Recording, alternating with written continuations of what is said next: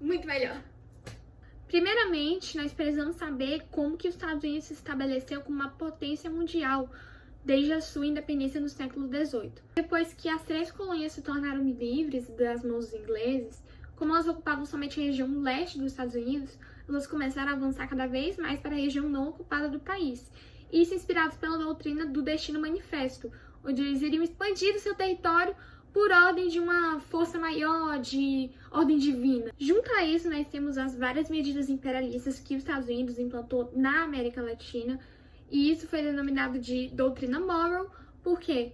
Porque eles acreditavam estar protegendo as repúblicas da América Latina, mas na verdade isso daí era por interesse econômico. E também a política do Big Stick, que promovia que os Estados Unidos garantissem os seus interesses econômicos por meio de ameaças veladas a outros países. Então vamos pular agora um século e vamos para o pós-guerra estadunidense. Com o fim da guerra em 1918, os Estados Unidos conseguiu sair como um dos vencedores da guerra, porque durante esse período ele conseguiu se desenvolver industrialmente e economicamente de uma maneira muito forte, já que os outros países estavam em conflito e não tinham esse esforço econômico e industrial para poder se modernizar. Então, ele acabou se tornando um credor mundial. O que é que seria um credor? A pessoa que vai emprestando para todos os países. Ele era o rei dos empréstimos. Esse desenvolvimento também promoveu uma revolução tecnológica nos meios de produção e a criação de conceitos, como, por exemplo, o Fordismo, que promovia uma produção padronizada e acelerada.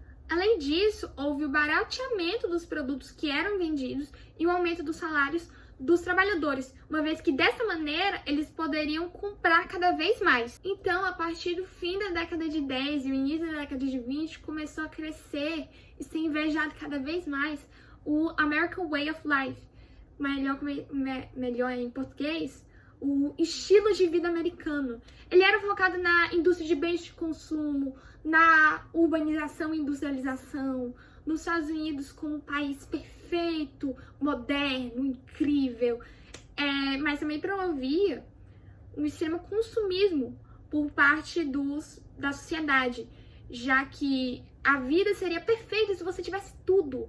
Além disso, a população ela possuía um crédito muito fácil, ou seja, eles poderiam arranjar dinheiro do banco muito facilmente, eles poderiam pegar um empréstimo várias vezes, e isso aumentava o endividamento da população. Nessa época também estava tendo o surgimento e crescimento da Bolsa de Valores, e isso fez aumentar o número de especuladores de capital. O que são especuladores de capital? São aquelas pessoas que compram ações, e quando elas estão em alta, elas vendem tudo. Ou seja, elas conseguem arranjar bastante dinheiro por meio disso. Aí começam os loucos anos 20, que são cheios de pontos bons e ruins. Primeiramente, a população ela passa a ser mais progressista, ela deixa o caráter conservador de lado. As mulheres agora têm mais liberdade em diversos aspectos, como o sufrágio, já que podem votar agora, os cargos que elas conseguem ocupar nos trabalhos, isso influenciado bastante pela Primeira Guerra, eu já falei disso, vão assistir meu vídeo. E também nas vestimentas, na moda. E agora eu irei chamar a minha amiga Maria Cecília para poder nos dar alguns exemplos mais bem vistos sobre como era a moda feminina na época. Durante todo o percurso dos anos 1920, as mulheres sofreram de grandes revoluções sociais já iniciadas no final da década de 1910, com a atividade feminina na indústria e em outros campos que antes eram apenas ocupados por homens. Agora, você não precisava mais de um namorado ou um marido para que pudesse sair. Podia sair de forma independente com amigas para lugares públicos como bares e praias e podia conversar sobre assuntos vulgares e cotidianos, fumando livremente, sem que ninguém necessariamente te julgasse. Na moda, optaram por visuais mais andrógenos que lembrassem a figura masculina, com cortes de cabelos mais curtos, calças e vestidos feitos de seda que iam até o joelho, acompanhados de meias beges, um tabu bem pesado por ser considerado vulgar comparado à moda da década anterior. Na maquiagem, se apropriavam de atrizes famosas da época, e a tendência era a pele de porcelana, com um batom vermelho bem marcado, um blush bem proeminente e uma sombra, geralmente azul ou geralmente de cores mais escuras, como preto, marrom, entre outras. Muito obrigada, Cecília, pela sua participação. E agora, para finalizarmos os nossos pontos bons, eu tenho que falar sobre o jazz, o estilo de música criado lá pelo fim do século XIX, que é focado numa matriz afro-americana, mas que foi ganhando mais popularidade mesmo só no século XX e a partir disso começou a fazer parte mais da elite americana. E agora, começando os nossos pontos ruins. Primeiro nós temos o gangsterismo, que pelo próprio nome dá para entender, é um aumento, o surgimento das gangues nos Estados Unidos, isso influenciado por vários fatores, como por exemplo, a chegada da máfia italiana no território americano, mas isso para o próximo vídeo. Também a lei seca que proibia a venda de bebidas alcoólicas nos estabelecimentos, mas isso acabou promovendo o surgimento de traficantes de bebidas alcoólicas, o que levava a uma disputa pelo monopólio e, por sua vez, violência. E também uma grande intolerância a pessoas racializadas, como negros, e também a imigrantes. Isso por causa das leis de segregação que existiam nos Estados Unidos, mas que alguns estados ainda se manteram, além da criação de grupos supremacistas brancos, como a Ku Klux Klan. Beleza, até agora eu tô falando mais a questão da população, a parte social. Mas e a parte econômica? Como é que eles estavam durante o século XX? No setor agrícola, vários trabalhadores começaram a perder seus empregos devido à mecanização da produção. Isso levou ao aumento das hipotecas. O que é hipotecar? Consiste em colocar um imóvel como garantia para conseguir um empréstimo com juros baixos e prazos longos. Ou seja, você pega a sua casa e vende ela para o governo para conseguir um empréstimo. A concentração de renda também era um aspecto que não ajudava, já que, como havia muito dinheiro na mão de poucos, isso acabava levando a um baixo consumo. Fora isso, como o Estado ele não interferia na economia, havia uma superprodução e isso tornava os Estados Unidos dependente da exportação. Mesmo os Estados Unidos estando meio que atolado economicamente, ele ainda estava ajudando a Europa. Ele estava dando auxílio econômico para a Alemanha por meio do Plano Davis. Como é que esse plano funcionava? Os Estados Unidos ele emprestava dinheiro para a Alemanha. A Alemanha pagava sua dívida do Tratado de Versalhes para a Inglaterra e para a França. E a Inglaterra e a França pagavam a dívida que eles tinham com a América, porque os Estados Unidos ele ajudou eles durante a guerra, quando estava na metade para o fim. Só que isso fez com que a Europa ela se reconstruísse economicamente. E aí começou a gerar uma disputa entre os países europeus e os Estados Unidos, levando a uma baixa das exportações que eles eram tão dependentes. Então, recapitulada no aspecto socioeconômicos. Com a população endividada, uma super especulação de capital, os Estados Unidos produzindo muito, mas exportando pouco, tudo isso levou à quebra da Bolsa de Valores em 1929. Mas Camila, como que uma Bolsa de Valores quebra?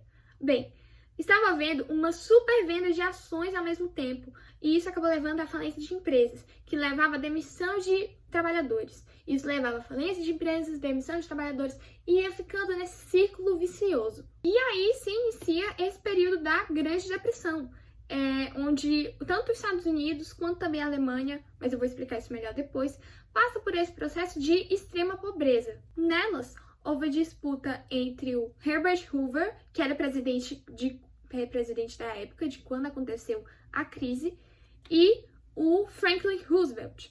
E, obviamente, quem foi eleito foi o Roosevelt. Diferente dos presidentes anteriores, que pregavam e praticavam o liberalismo econômico, o Roosevelt precisava se envolver na economia, já que os Estados Unidos estavam em crise.